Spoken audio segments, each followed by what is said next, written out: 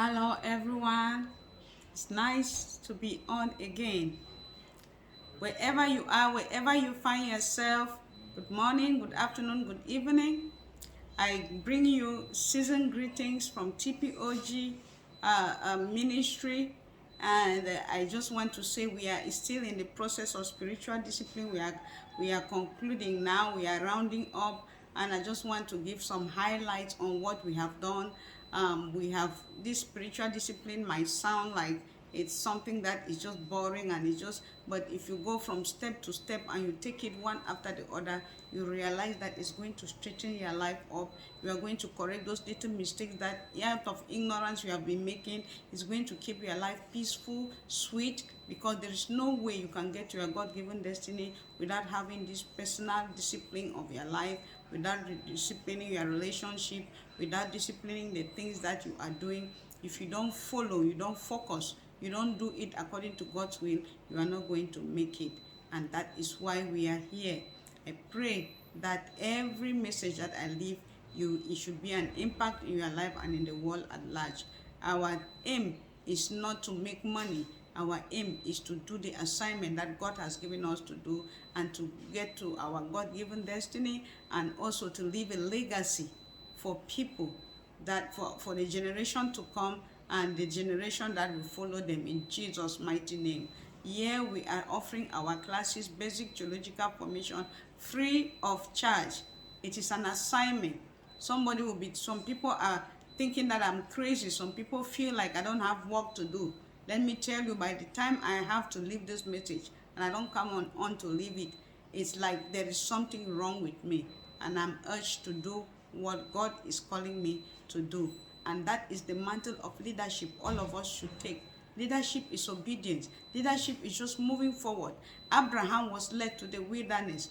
Go, and he just carried the leadership, mantle of leadership, and went to the wilderness, not knowing where he was going, just obeying and doing what he was doing. And later on, he became the father of all nations.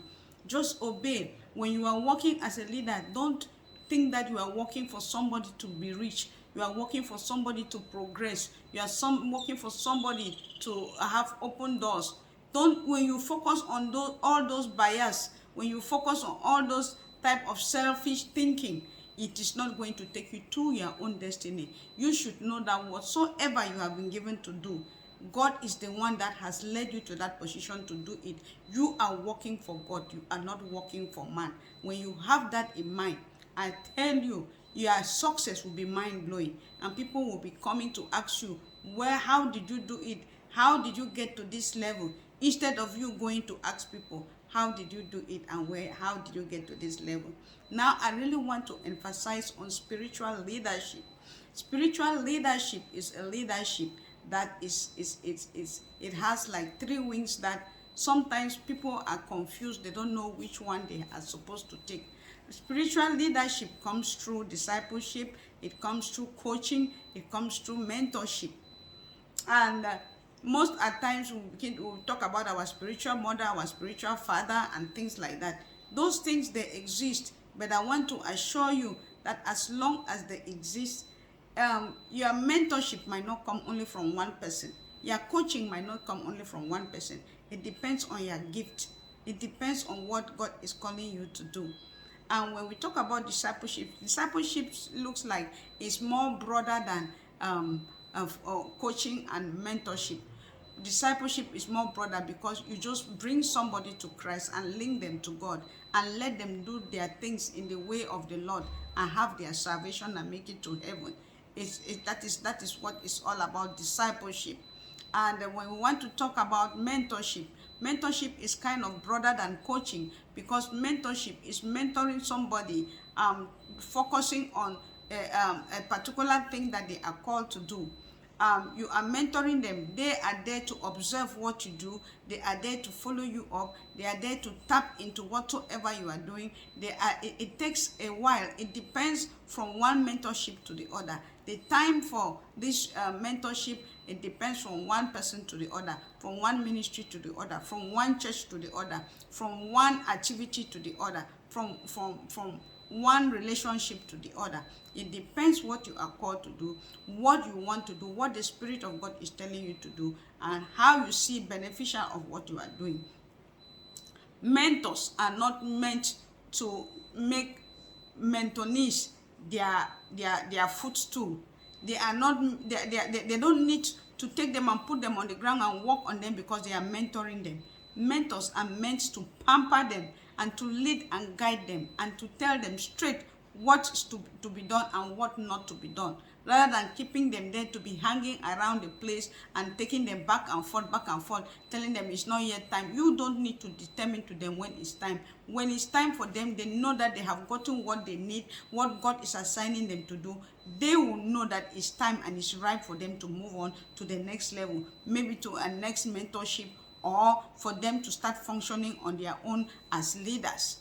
So this issue of spiritual mother, spiritual father has become so prominent now in a way that people are now running from the people who are meant to mentor them because they want to go and connect to people they feel are very famous, they have big names, when they will be there for years upon years and they will not be noticed, they will not be given any mentorship, they don't have anything to carry home about, they don't have anything to profit from there. They live because they live the person that God has assigned for them and given them a one-on-one mentorship, and they rush to these big names in society. You don't even know whether those big names are the real big names ordained by God, or those big names are big names that is coming from the kingdom of darkness. But what I'm saying, I'm not here to criticize anybody, but what I'm saying is that you listen to the voice of God. If God has connected you through a servant of God or through a ministry, and God will use a way to connect you, were you delivered in that ministry, were you prayed for and something happened, God must use something in that ministry to make you to understand that that is where you are connected. And you must not be connected only in one ministry, because God will connect you to this one and connect you to the other one, because you know that from this one you may learn how to connect well to the Bible, and this other one you may learn how to do healing and deliverance, and this other one you will learn how to reach out to people, the other one you will learn how to you develop the skills of prophecy. Whichever gift that God has given you, God might not give you only one gift. He might give you more than one gift. And those things, you must not get them only in one ministry. So it all depends on what God has called you to do. Please, let your mentorship not be focused on the name of whom mentors you, so that you begin to say, oh, TB Joshua is my spiritual father. What is another famous names that I call? Somebody like me, I don't even really care about those names, because if I came from the hands of the Lord, and I passed through certain people, and I will all call them my trailblazers, because what happened is that I watched them closely, I followed them closely. Nobody ever recognized me as a servant of God and say, oh, come, let me mentor you. When they only realize that I am now a servant of God and I'm ready to move on, they now want to come and say that I want to be a spiritual mother, spiritual father. They want now to profit from something they did not work for.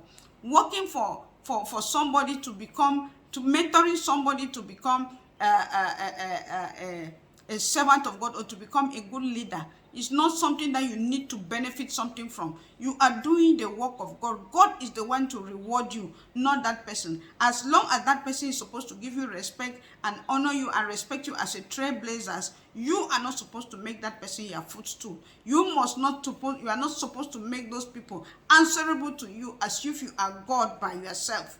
No, because that is what I see happening in the world today. Mentorship is an assignment given to you by God and must be completed on time. And use that skill given to you and work with that person as a human being and not as your footstool. Coaching in its own sense is less broad, is not as broad as mentorship.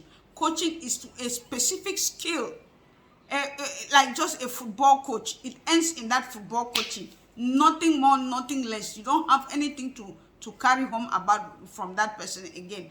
Like in the church, maybe outreach coaching. You coach somebody how to reach out to people, to the needy.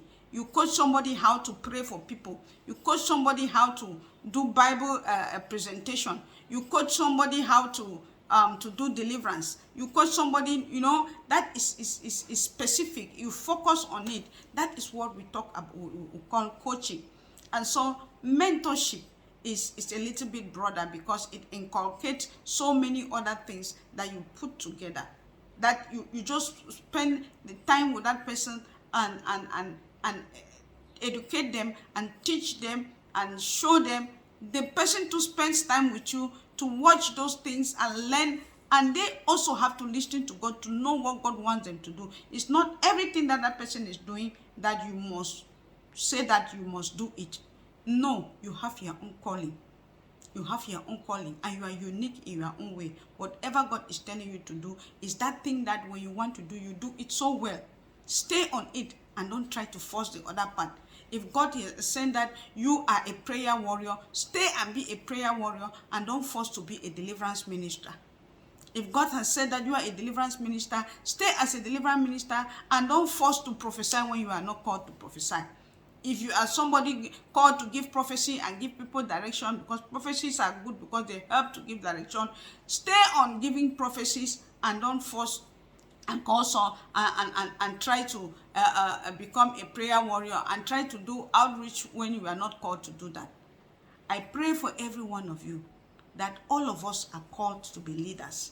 You are a leader in your own small way. Wherever you find yourself, you are a leader. There are people that you are leading. There are people that you are mentoring. There are people that you are coaching. There are people that, especially God's servants of God, are doing discipleship with, that are bringing them to Christ. There are people that you must be on top of them. As long as others are on top of you, you are also on top of others. Leadership is for everyone. And when we follow all these skills and we make our leadership role is something that is enjoyable, is sweet, and acceptable by all, we are loved by everybody, we become good leaders from all the things that I have cited. God will be on our side. God is going to reward us. God is going to take us to our next level, and we will continue to leave a legacy for the next generation to come. In Jesus' mighty name, like and share the video. Let somebody to be blessed so that you can also be double blessed just by sharing this video. Subscribe to our YouTube channel. Join our winning team, Basic Theological Formation, and be certified so that you can use your certificate anywhere in the world to preach the gospel, to be a good leader, and to mentor other people. Love you all. Remember, Jesus is your first love. Drop all the fear, pick up the faith, and keep moving. Light shineth, darkness disappear. That is what John 1 verse 5 says. Remember, God is too faithful to fail you. Mwah. I love you all, but Jesus loves you more.